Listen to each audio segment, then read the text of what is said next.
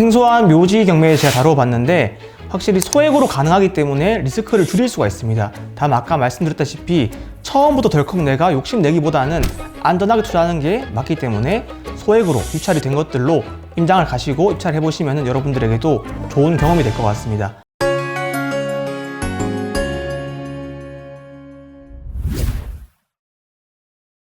일단은 저희 또 실전 투자자 입장에서 좀 도움 되시고자 실제 묘지 경매 강의도 사실 이제 작가님께서 하고 계십니다. 그래서 실전 투자 시 주요점들을 실제 물건을 통해서 좀 확인해보는 시간을 갖도록 하겠는데요. 저희가 화면을 통해서 실제 지금 현재 대법원 경매 사이트에 올라온 그 정보를 바탕으로 한번 물건 하나 사례로 잡아서 분석해 보도록 하겠습니다. 예, 한번 물건 한번 지금 보여주시는 화면에서 한번 검색해 보겠습니다. 예. 지금 현재 뭐 묘지에서 이제 맨 위에 전국적으로 이제 검색을 해서 제일 이제 저렴한 물건을 제가 한번 찾아봤는데요. 네, 맞습니다. 예. 보시고 뭐 대표님께서 투자하시는 포인트에 대해서 하나하나 좀 말씀을 부탁드리면 될 것 같습니다. 물건을 되게 잘 봐주셨습니다. 이 물건 같은 경우에는 일단은 농지와 묘지 두 필지를 일괄 매각하는 물건입니다. 자, 농지의 경우 우리가 농지 취득 자격 증명, 농취증이 필요하기 마련입니다. 자, 감정가 대비 지금 한번 유찰이 되어서 730만 원에 진행하는 물건입니다. 자, 일단은 이 물건 사진을 먼저 봐야 되겠죠. 네. 사진에서 묘가 있는지 봐야 됩니다. 일반적인 집 사진이 일단 나오네요. 맞습니다. 예.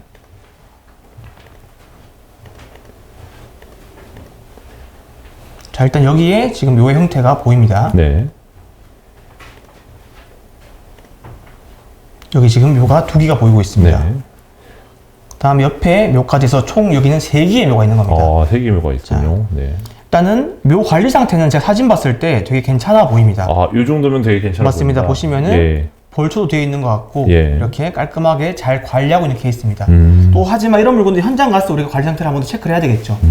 그 다음 중요한 게 자, 이 물건은 맹지라고 있습니다. 맹지. 네.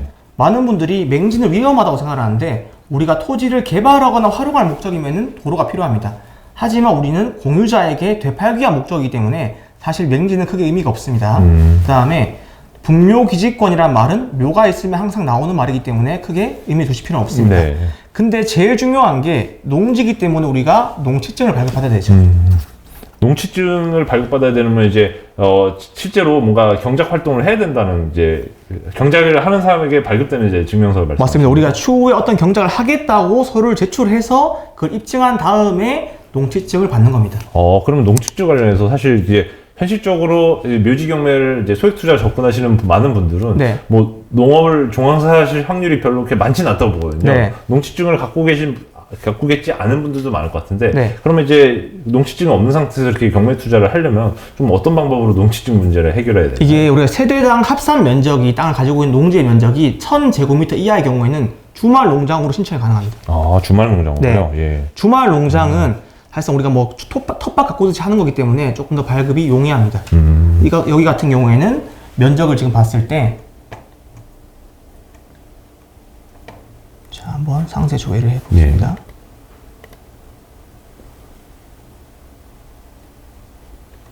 지금 보시면은 1325, 1100제곱미터입니다. 네. 이렇게 봤을 때는 지금 1000제곱미터 넘죠? 그러네요. 근데 이거는 땅 전체 면적입니다.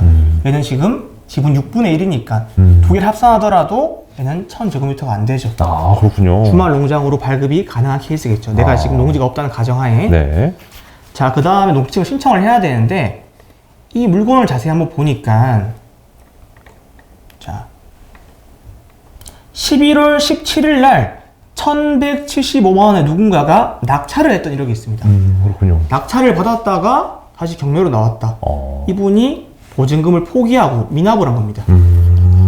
그 기록도 이제 나와 있군요. 맞습니다. 예. 근데 여기 보시면 경매의 경우 우리가 낙찰을 받고 일주일 안에 농지 취득 자격 증명서를 내야 됩니다. 자, 근데 지금 8월 18일, 작년도 8월 18일 이후로는 농지법이 개정이 되면서 우리가 만약 내가 서울시인데 뭐 경남 쪽 농지를 신청을 한다. 그럼 농지심의위원회랑 열리게 됩니다. 이 심의위원회는 처리기간이 14일까지 길어지기 때문에 우리가 일주일 안에 낼 수가 없겠죠. 그래서 이 매각 결정을 연기하는 신청을 하게 됩니다. 근데 아마 이분도 그렇게 하셨던 것 같습니다. 네. 17일에 낙찰을 받고 12월 1일 날 결정이 되었다. 연기를 한 다음에 그 사이에 농취증을 정상적으로 냈던 케이스겠죠.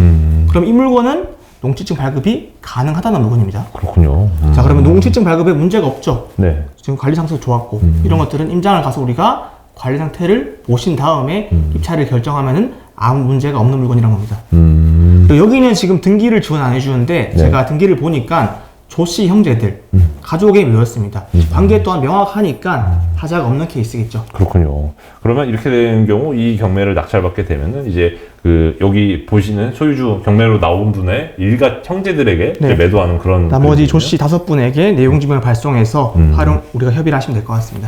그러면 이제 현재 이제 시세로만 봤을 때 보여주신 대로 지금 현재 1회 유찰이 되지 않았습니까? 네. 이럴 때 기존의 뭐 경매 기록에 의하면 이제 이렇게 시세라는 적정 시세, 뭔가 투자하기 위한 뭔가 안전마진 같은 개념이 있을 것 같은데 그런 거는 어떤 걸 토대로 판단하시나요? 일단은 기본적으로 조금 더 안전하게 하려면 절반 정도 유찰되면 좋습니다.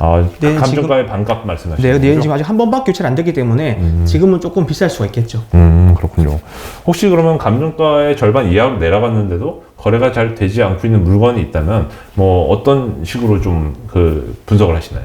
묘의 경우는 일단 하자기 때문에 경매하시는 분들은 이제 묘를 신경 쓰지 않습니다. 유찰은 자연스러운 일이라고 생각합니다.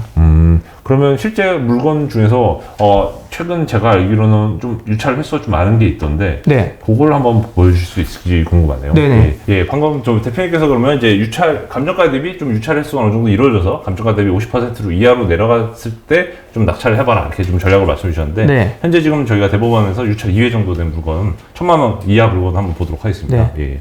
동일한 사진을 먼저 보겠습니다. 예.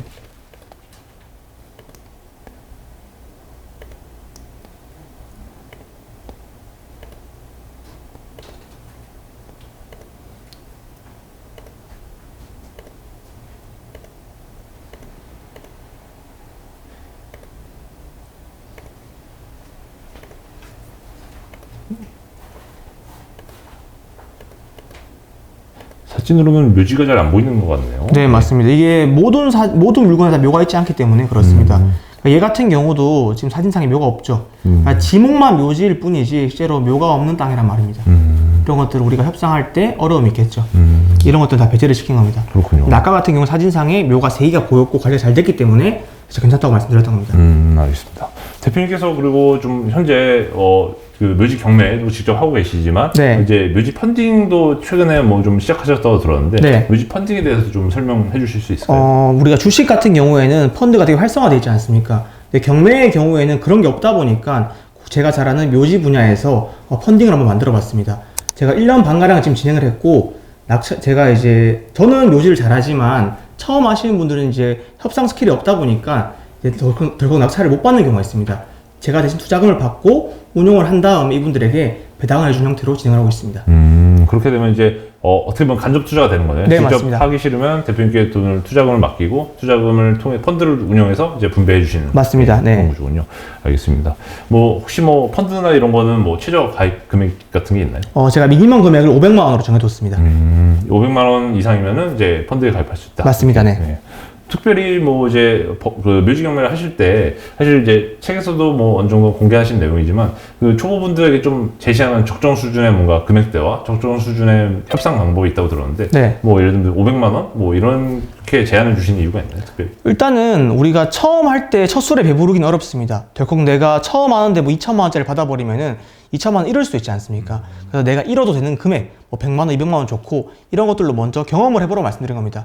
사실 저도 그랬었고 한 번을 내가 매도하면서 사이클을 만들어 보니까 생각보다 별거 아니네 느낄 겁니다.